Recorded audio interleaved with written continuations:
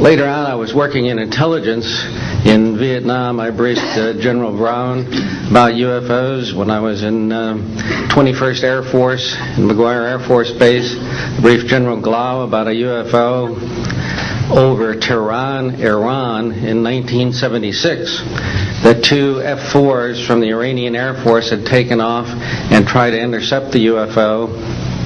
And when they turned on their fire control systems, they immediately went out. All the electrical systems went out. The planes had to return to base. This was particularly significant because it was also picked up on satellites. In 1978, on January 18th, I was going into the base.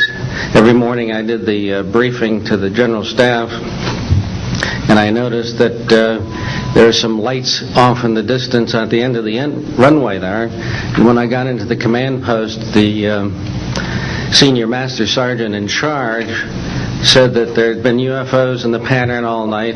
They're on radar. The tower had seen them. They gotten aircraft reports and so on.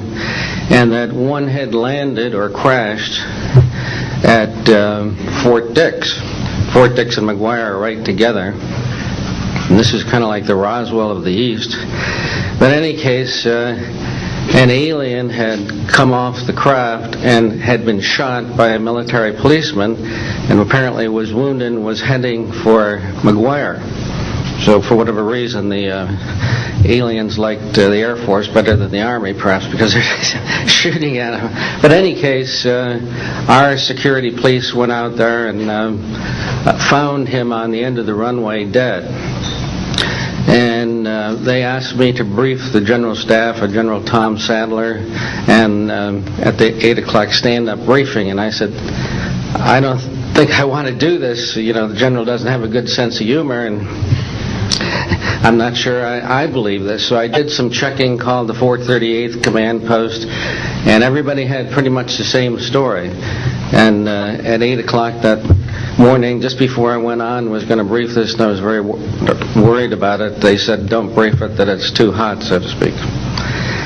That's pretty much my story, and I'm prepared to tell the story in front of Congress, and it is the truth. Now, because of this, I've stayed interested in UFOs, and I'm the Eastern Director of the Mutual UFO Network. And between the National Reporting Center and Peter Davenport and the MUFON, we get 100 reports a week on average of people from all over the United States that see these things regularly. And if you start checking, they're out there and they're low, and people are seeing them all the time. And these are highly qualified people, all of whom essentially give us the reports by email. Thank you.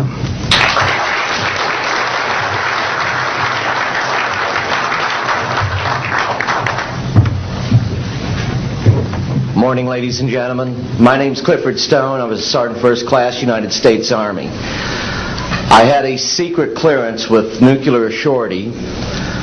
I could get the clearance that I needed to do whatever it was that was necessary for me to do at the time on special operations when I was called in on those. What I'm referring to here is that I was involved in situations where we actually did recoveries of crashed saucers, for lack of a better term, debris thereof. There were bodies that were involved with some of these crashes, also some were alive. While we were doing all this, we were telling the American public there was nothing to it. We were telling the world there was nothing to it. I'd like to go into detail on some of the cases, about the nuts and bolts cases right here, but I will be available if you have any questions concerning my involvement in this. You can talk to Dr. Greer to arrange for me to get to talk to you. But the whole situation is, we've set back, we've told the American people that there's no such thing as UFOs. I've been involved where we have recovered these objects. We know them to be of extraterrestrials. In 1969, I had an event that happened to me while I was stationed at Fort Lee, Virginia. We went to Indiantown Gap, Pennsylvania. That would be my first exposure to any time that we would be recovering an unidentified flying object. When we went there, we already had people that was already in the facility. We were a backup team, which was supposed to be NBC because there was supposed to be some nuclear materials that was on board this craft. Later on, most people involved were to be told that there was nothing on board it. It was nothing more than just a crash of one of our aircraft. I know better, because I was one of the people that approached it with a Geiger counter to get surface readings. I was the first person to go ahead and see that there were bodies on it. That would be the first of approximately 12 events. UFO crashes are not events that take place every day. They're rare. I know we're not alone in the universe. I know that the absence of evidence is not evidence of absence. It's evidence that has been denied to the American people.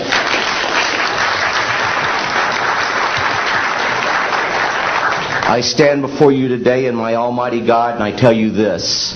If Congress calls me in and says, will you testify in detail what you know, I stand here today prepared and ready to do just that. Governments must never lie to the people for no reason. Thank you.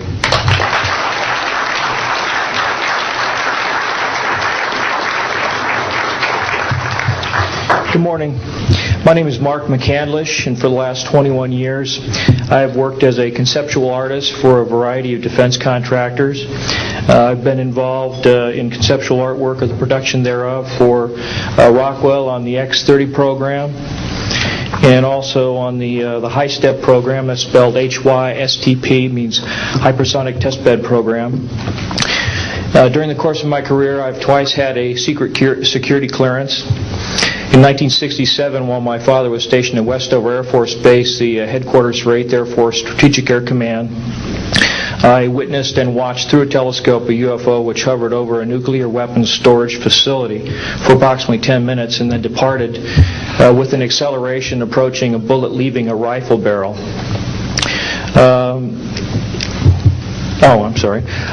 In 1988, in November, a college buddy of mine, an associate by the name of Brad Sorensen, informed me that he had personally witnessed 3 flying saucers at a very large hangar at Norton Air Force Base during the course of an air show that was held on Saturday, November 12, 1988.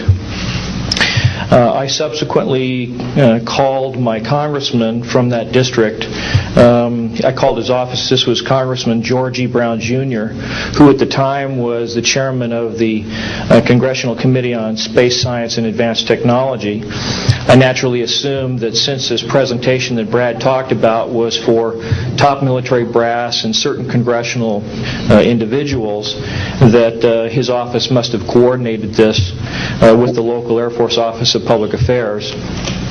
A male staff member in Congressman Brown's office not only confirmed the exhibit, but the fact that there were 3 discs at that exhibit. These discs were hovering off the floor without any visible means of support. They were referred to as alien reproduction vehicles, also nicknamed the flux liner because they used high voltage electricity. Let's see. To keep things short, this is a diagram that I made based on a sketch that Brad Sorensen did for me in rough form shortly after he had his sighting, and subsequently cleaned that drawing up and made it much more accurate. And that's the drawing that Dr. Greer is holding there now. Later on, I obtained photographs that were taken in 1967 by a military pilot, Harvey Williams, flying a C-47 for the Air Force at 12,000 feet, approximately 25 miles southwest of Provo, Utah. This particular vehicle matches the so-called ARV in all proportions and respects in terms of the detail of the shape of the craft. And this was photographed, as I say, in June or July of June of 1967.